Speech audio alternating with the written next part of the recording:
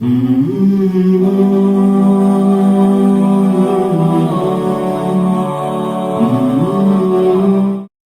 اسی میں ایک بات خوب اچھی طرح سمجھ لیں، جب بھی کوئی مہمان آئے نا، مہمان سے ایک دفعہ کھانے کا پوچھو، 2 دفعہ، 3 دفعہ، چوتھی دفعہ مت پوچھو، وہ مصیبت میں آئے گا۔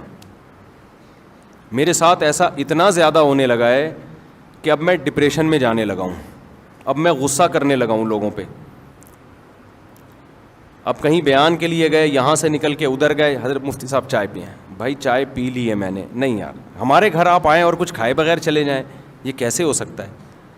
بھائی میں نہیں کھا سکتا، میں اللہ کی قسم نہیں کھا، تھوڑا سا تو رکھنا، 6 سموسے لا کے رکھ دیے، ہم نے کیا کیا، ایک نوالا پورا تو ختم کریں نا، پورا تو ختم کریں نا، ایک سموسہ پیل دیا ہم نے وہاں بیٹھے ہوئے۔ اب چونکہ آگے بھی ملاقات ہے، وہ بھی بہت اہم شخصیت ہیں، ان سے بھی ملنا ہے، ادھر گئے،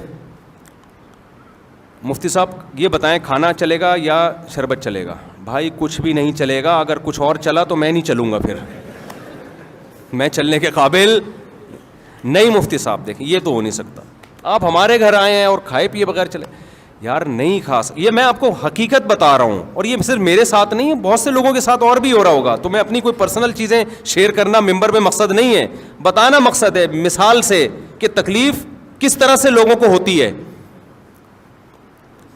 نہیں مفتی صاحب، کائنڈلی مفتی صاحب، پلیز مفتی صاحب، یہ کیسے ہو سکتا ہے؟ آپ آئے، آپ کی وجہ سے ہمارے گھر میں 4 شادیوں کے پھڈے ہوئے ہیں، آپ کی وجہ سے ہمارے گھر میں یہ ہوا ہے، آپ کیسے کھائے پیے بغیر چلے جا سکتے؟ کائنڈلی دل میں یہ بھی ہوتا ہے بعض لوگوں کے۔ پھر لڈو کھا لیں، تھوڑا سا لڈو کھا لیں، میری خاطر لڈو کھا لیں۔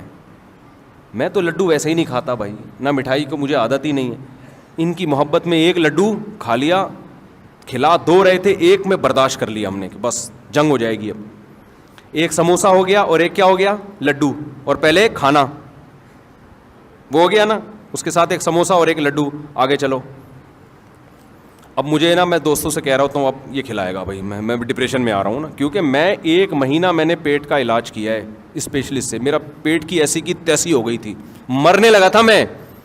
گن پوائنٹ پہ جو کھلا رہے ہیں نا، 1 لڈو، 1 سموسہ، 2 چائے، 1 لسی، 1 جوس، جب سفر میں آدمی ہوتا ہے تو 20 لوگوں سے مل رہا ہے، پوری مٹھائی کی دکان بن گیا تھا میں۔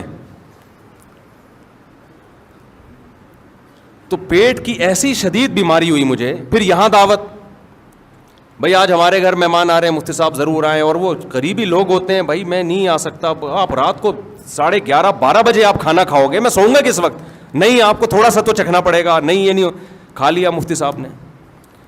تو میں 1 مہینہ پیٹ کا ایسا مریض رہا ہوں کہ تڑپتا تھا میں، اور یہ وہ کھانے نہیں ہیں جو اپنے شوق سے کھائے ہیں، یہ پبلک کو خوش کرنے کے لیے کھائے ہیں۔ بھگت کون رہا ہے؟ بھگت ہم رہے ہیں، اور جنہوں نے بلایا تھا نا کائنڈلی، وہ ہاسپٹل لے جانے کے لیے بھی تیار نہیں ہے، فون اٹھانے کے لیے بھی تیار نہیں ہے کہ دیکھ کیا ہو رہا ہے میرے ساتھ، وہ کہہ رہے ہیں کہ لڈو ہی تو ہے۔ ہاسپٹل ایڈمٹ ہوا، ڈریپیں لگی ہیں، پھر حکیموں سے علاج کرایا کہ بھائی کیا ہو گیا پیٹ کو، مجھے تو پتا تھا کیا ہو گیا ہے، ڈاکٹر کی سمجھ میں نہیں آ رہا تھا۔ پھر 1 مہینہ کورس کیا دواؤں کا، اس کے بعد جا کے پیٹ کیا ہوا؟ سیٹ۔ اب پھر سفر کرو، پھر وہی سیٹنگ، رات بھی یہی ہوا ہے میرے ساتھ۔ کھانا کھا لیا میں نے تمیز سے، بس بھائی بس، نہیں یہ تو ہوگا، نہیں میں نہیں کھاؤں گا بھائی، میں نہیں کھا سکتا۔ آگے جی اب ایک اور چیز کھلائی، وہ کیا کھلائی وہ میں بتاؤں گا، وہ سمجھ جائیں گے میری بات ہو رہی ہے۔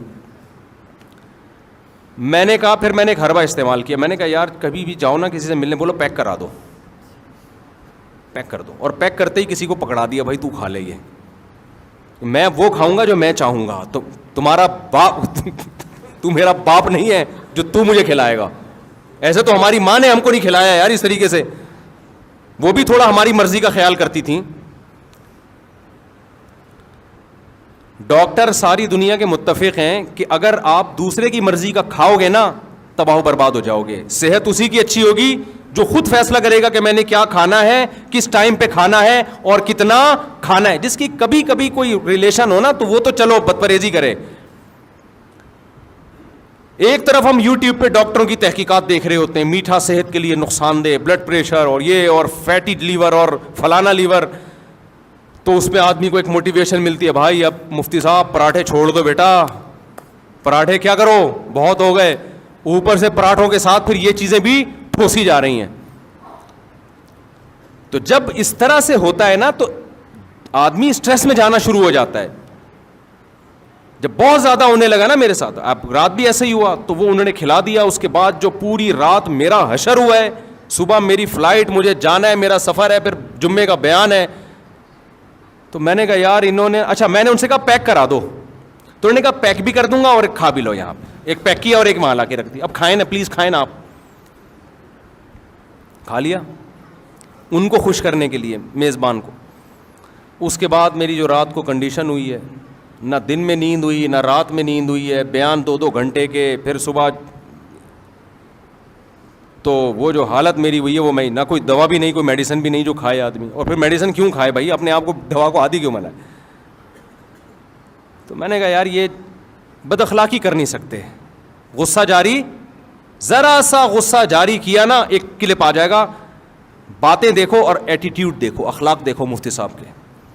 وہ مجھے حدیث یاد آ رہی ہے بار بار کہ ایسے موقع پہ ان کو بتاؤ بھائی آپ اپنی محبت میں دوسرے کے آرام, یہ وہ محبت ہے کہ اندھی کے بچہ ہوا چوم چوم کے مار دیا اس نے, ایسی محبت کا کیا فائدہ میرے بھائی.